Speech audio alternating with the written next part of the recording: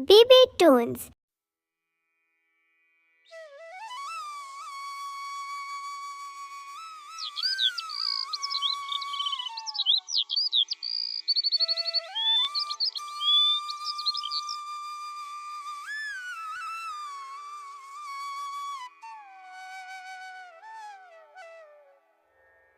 रामपूर्ण नामक एक छोटा सा गांव था।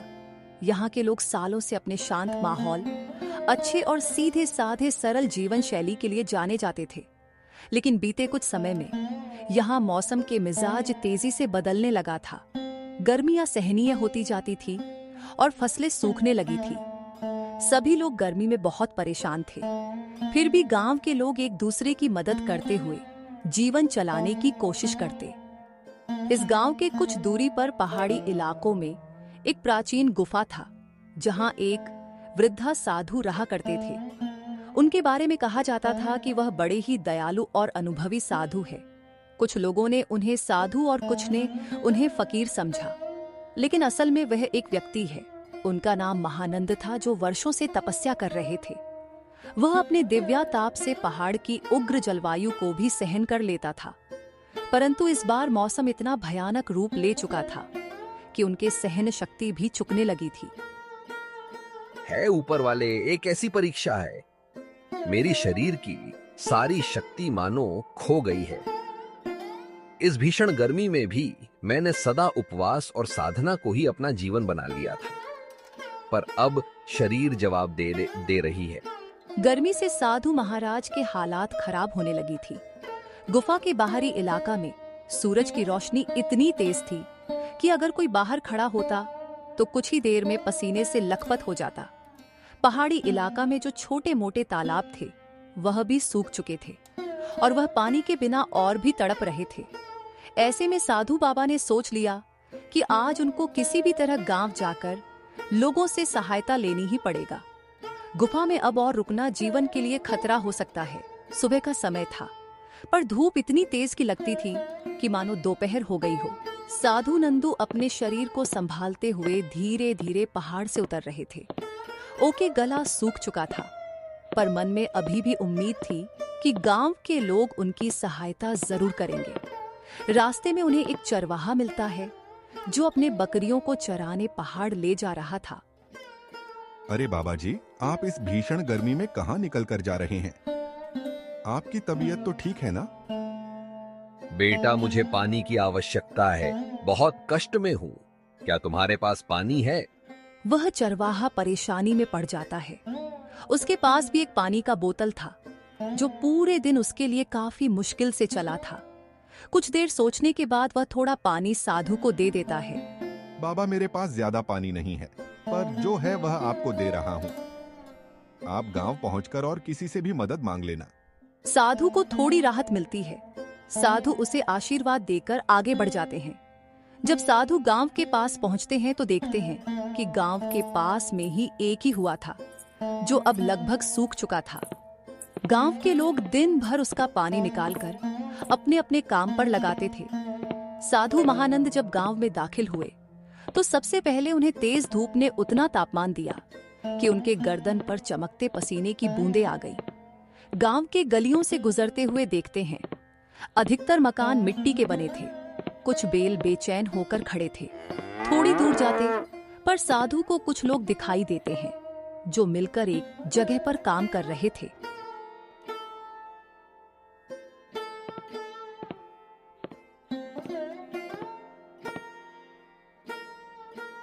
अरे मोहन भाई, लगता है ये गर्मी हमारी जान लेकर ही मांगी।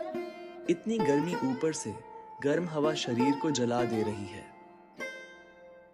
हाँ, तुम सही कह रहे हो, परंतु हम कर भी क्या सकते हैं? गांव में सभी लोग किसान हैं। कुआं का पानी भी खत्म होने वाला है। अगर पानी खत्म हो गया तो हम सब पानी के बिना तरफ कर मर जाएंगे। है भक्त, क्या कोई मेरे कुछ सहायता कर सकता है? मुझे पानी की बहुत जरूरत है, और यदि छाया और विश्राम का स्थान मिल जाए तो मैं आपका आभारी रहूंगा। ग्रामीणों ने उन्हें देखा, पर कुछ खास उत्सुकता नहीं दिखाई। उन्हें लगा कि यह कोई साधु व भिक्षुक होंगे जो भीख मांगने आया है। बाबा, अपने लिए पानी जुटाना इस समय हमारे लिए भी मुश्किल हो रही है। हम खुद यहाँ सूखे तालाब की खुदाई कर रहे हैं ताकि बरसात आए तो पानी संग्रहित कर सके।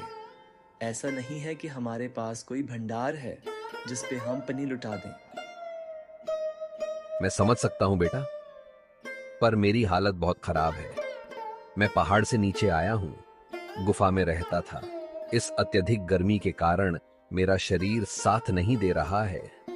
सिर्फ कुछ बूंद पानी और थोड़ा विश्राम करने की जगह दे दो। साधु महाराज के इतना कहने पर भी कोई उनको एक गिलास पानी तक नहीं दिया। फिर वह आगे बढ़ते हैं। गर्मी से बेहाल होकर वे गांव के चौपाल पर जाते हैं, जहां लोग इकट्ठा होकर बैठते थे। चौपाल के बीच में एक बड़ा वृक्ष था, जिसकी छाया ही उन्हें राहत देती थी। साधु उसे वृक्ष के ओर बढ़ने लगे, लेकिन वहां पहले से ही कुछ लोग बैठे थे और गर्मी से राहत खोज रहे थे। बच्चों, मुझे कुछ समय के लिए इस छाया में बैठने दीजिए और हो सके तो एक लोटा पानी दे दो। बहुत जोर की प्यास लगी है। चौपाल पर बैठे व्यक्ति बाबा का मजाक बनाते हुए बोलता है, पानी की चाहत सबको है, लेकिन फिर भी आपको बैठना है तो आप किसी कोने में जाकर बैठ जाइए। लेकिन आप हमसे ज्यादा उम्मीद मत रखिए। एक बात बताएं, आप तो साधु है, आपको पानी की क्या जरूरत है? आप तपस्या कीजिए, आपको ईश्वर ने पहले ही बहुत शक्ति दी है कि आपकी पानी की क्या जरूरत। साधु जी शर्मिंदा होकर धीरे से कोने में बैठ गए। वह अत्यधिक थकान महसूस कर रहे थे। उन्हें आशा थी कि शायद को उन्हें मदद करे, लेकिन गांव वालों के बीच एक अजीब तरह के अविश्वास लग रहा था। उन्हें लगा कि साधु धोखा देने आया है या कुछ मांगने आया है जिसे वह पूरा नहीं कर पाएंगे। कुछ देर बाद गांव का मुखिया वहां पर आता है। उसका नाम था देवनाथ सिंह।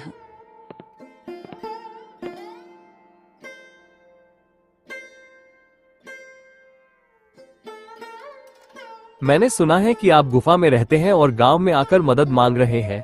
गांव कोई आश्रम नहीं है कि यहाँ कोई भी मदद पालेगा। जैसे हम परिश्रम से जीवन चलाते हैं, वैसे ही आपको भी कोई साधन ढूंढना होगा। साधु जी ने असहाय से उनकी तरफ देखा और कमजोर आवाज में बोले, बेटा, मैं जीवन भर तपस्या की है, किसी से मांगा नहीं, लेकिन आज तन की कमजोरी मुझे कमजोर कर रही है। क्या इस संसार में करुणा नाम की कोई चीज नहीं बची? कुछ लोगों में हलचल हुई, पर अधिकांश ने मुखिया के स्वभाव को देखते हुए कुछ कहने की हिम्मत नहीं की। गांव में कई परिवार थे जो पहले कभी मेहमान नमाज माने जाते थे, पर आजकल पानी और भोजन ने सबको कठोर बना दिया था। बारिश न होने से फसलें सूख चुकी थी, कुएं का पानी भी कम हो चुका था, जिनके लिए लोग दिन भर संघर्ष कर रहे थे। घर के अंदर एक बुजुर्ग महिला अपने पोते के पास खड़ी थी। उसे तेज बुखार था। साधु जब गांव में घूम घूम कर लोगों से मदद मांग रहे थे, तब उन्हें कई घर से क्रूर भाषा के प्रयोग मिला। कुछ जगह पर मना कर दिया गया, कहीं उन्हें डांट वाट कर सुनने को मिली। यह सब देखकर साधु के हृदय में बड़ा दुख हुआ। वह सोचने लगे, क्या यही मनुष्यता होता है? सच में लोग इतने स्वार्थी हो गए कि किसी के सहायता करने में भी असमर्थ है। गर्मी अपना चरम सीमा पर पहुंच गई थी। जमीन तप रही थी, हवा गर्म लपटों की तरह चल रही थी। गांव के पशु पक्षी भी बहुत परेशान थे। साधु के पैरों में छाले पड़ चुके थे। साधु बाबा ने गांव के बगल में छोटा सा बगीचे में जाते हैं। साधु को लगा कि वहां कम से कम छाया तो मिलेगी। वे वहां चले गए तो बगीचे में उन्हें एक युवक लड़की दिखाई दी।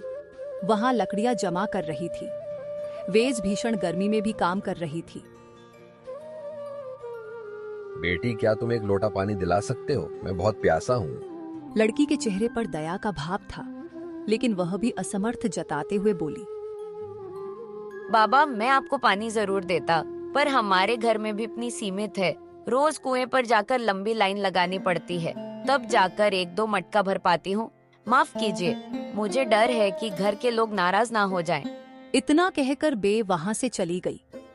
साधु को समझ आ गया कि गांव के लोग इस समय अपने अपने संकट से घिरे हुए थे और उनका हृदय भी सूख गया है, जैसे उन खेतों और तालाब का पानी सूख गया है।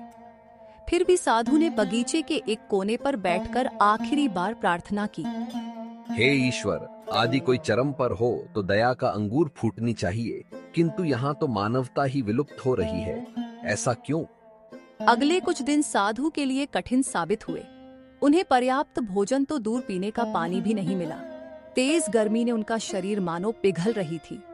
एक दिन दोपहर को जब सूरज आसमान के ठीक ऊपर और कितने मानो आग वर्षा रही थी और साधु बेहोश होकर गिर पड़े। गांव वाले इकट्ठा हुए, लेकिन उस वक्त भी उनमें कोई उत्साह या करुणा नहीं थी। मुखिया देवनाथ सिंह वहां पर पहुंचे और साधु को देखते हुए बोला, अरे इन्हें उठाकर छाया में कर दो, नहीं तो यह मर जाएंगे तो आगे और झंझट खड़ी हो जाएगी। अरे छोड़ो ना, मर भी गए तो क्या फर्क पड़ता है, एक साधु ही तो है। हम सबको रोजी रोटी और पानी का जुगाड़ करना है, उनके लिए वक्त बर्बाद करना सही नहीं है। चलो भाई। कुछ ही देर में साधु को थोड़ा होश आया और उन्होंने धीमी से सांस ली और बोलने की कोशिश की, लेकिन शब्द उनके कंठ पर अटक गए। साधुओं को लगा कि अब उनका अंत समय आया है। कमजोरी इतनी बढ़ गई थी कि उनका शरीर कांप रहा था। उनका आंखों से आंसू बह निकला। वह धीमी आवाज में ईश्वर को याद करते हुए बोला, हे ईश्वर, मैं अपने अंतिम समय में इन लोगों को अपनी ओर से एक समा देना चाहता हूँ, लेकिन इनका हृदय इतना कठोर हो गया है कि मैं चाह कर भी इन्हें समा नहीं कर पा रहा। मेरे प्राण निकल रहे हैं। इसलिए मैं श्राप देता हूँ कि इस गांव में इतनी भयानक गर्मी पड़ेगी कि लोग आग में झुलसेंगे और रात में इतनी भीषण सर्दी होगी कि लोगों की हड्डियां कप उठे। यही नहीं, यह कर्म मौसम उनके जीवन में भयानक बीमारी लेगा, जब तक यह लोग मानवता का पाठ ना सके। इतना कहकर साधु ने अपना प्राण त्याग दिए। गांव वाले हक्के बक्के रह गए। कुछ को इस श्राप पर हंसी आई तो कुछ लोग निराश हुए। अरे भाई, मृतक साधु का श्राप कहाँ लगेगा, चलो चलो अपने काम में लग जाओ, यहाँ अपने समय खराब करने से क्या फायदा, साधु तो मर गया। साधु की मृत्यु की 1-2 दिन बाद ही मौसम ने अपना विकराल रूप दिखाना शुरू कर दिया। सूरज की गर्मी जो पहले ही असहनीय थी, अब और भी प्रचंड हो गई। तापमान इतना बढ़ गया कि मिट्टी में दरारें पड़ने लगे। पशु पक्षी के जीवन और भी कठिन हो गया। दिन में लू चलती जिसके झपेट में मानो शरीर में झुलसा देती थी। गांव वालों दिन में बाहर जाने से कतराने लगे, पर रात होते ही हालत बिल्कुल उल्टा हो जाता। ठंड हवाएं चलती, लेकिन यहाँ ठंडक सुखद नहीं बल्कि हर कपा देने वाली थी। लोगों को समझ नहीं आता कि इतनी गर्मी के बाद अचानक इतनी भयंकर ठंड कैसे हो सकती है।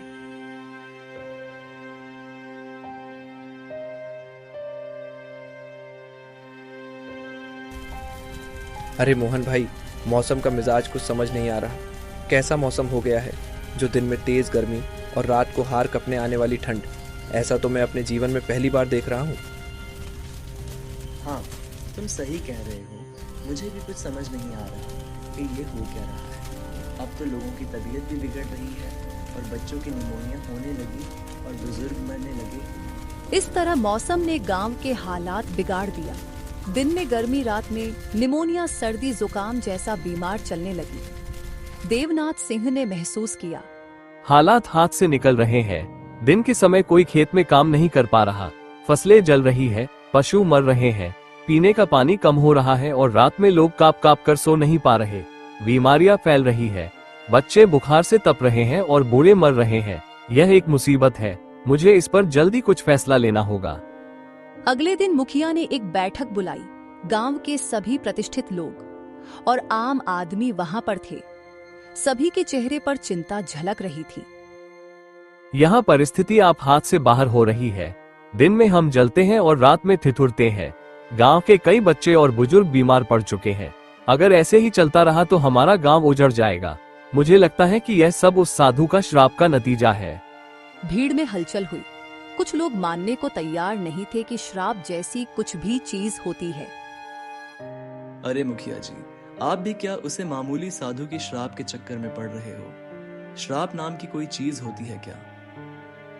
मुखिया जी, हमने उस साधु के साथ अच्छा व्यवहार नहीं किया। वे बेचारे गुफा से चलकर आए थे, लेकिन हम उन्हें पानी तक नहीं दिए। वह हमारे सामने तरफ रहे थे और हम देखते रहे। हमें अवश्य ही कुछ करना होगा। अगर सच में साधु का श्राप हम आम गांव वाले पर लगा है तो हम इसका प्रायश्चित्र जरूर करेंगे। लेकिन अब उसे साधु की मृत्यु हो चुकी है, हम कैसे प्रायश्चित्र करेंगे? क्या और कोई उपाय नहीं है जिसे हम इस श्राप से मुक्त हो सके? किसी को समझ नहीं आया। अब करें तो क्या करें, तभी बुद्धि मौसी बोलती है, अगर सच में हमें श्राप से छुटकारा पाना है तो हमें गांव के कुछ दूर पर झोपड़ी में वृद्ध व्यक्ति नंदलाल से मिलना होगा। वह बहुत ज्ञानी व्यक्ति है। सभी लोग इस बात से सहमत होते हैं और उनके पास जाते हैं।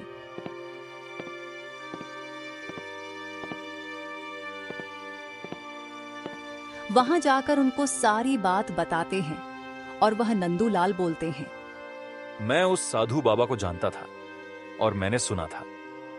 वे बहुत ज्ञानी और शक्तिशाली थे। उनका मन हमेशा से साफ और दयालु था।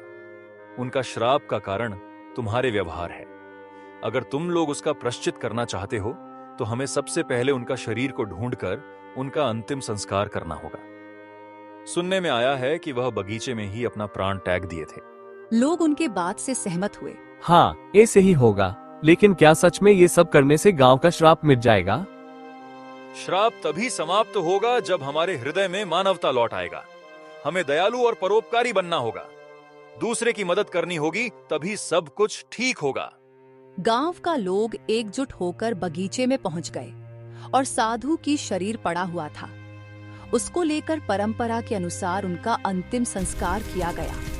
साधु का अंतिम संस्कार पूर्ण सम्मान के साथ किया गया। मन में सबके पश्चाताप के सूर गूंज रहे थे।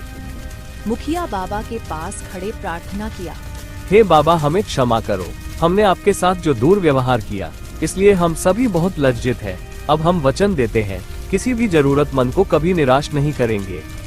अगले कुछ दिन में मौसम में थोड़ा बहुत फर्क होने लगी। दोपहर की लो अब भी थी, लेकिन पहले जैसे भयानक नहीं। रात की सर्दी भी कुछ कम हो गई। ये श्राप न केवल एक घटना बनकर रहा, बल्कि आने वाले पीढ़ियों के लिए एक सीख बन गई। इस कहानी से हमें यह सीख मिलती है कि कोई जरूरतमंद अगर हमसे मदद की उम्मीद करे तो हमें उन्हें निराश नहीं करना चाहिए, बल्कि उनकी मदद करनी चाहिए। प्यारे दोस्तों, हमारी कहानी आपको कैसी लगी कमेंट पर जरूर बताइए और चैनल को सब्सक्राइब करके नोटिफिकेशन बेल को ऑन कर दीजिए। धन्यवाद।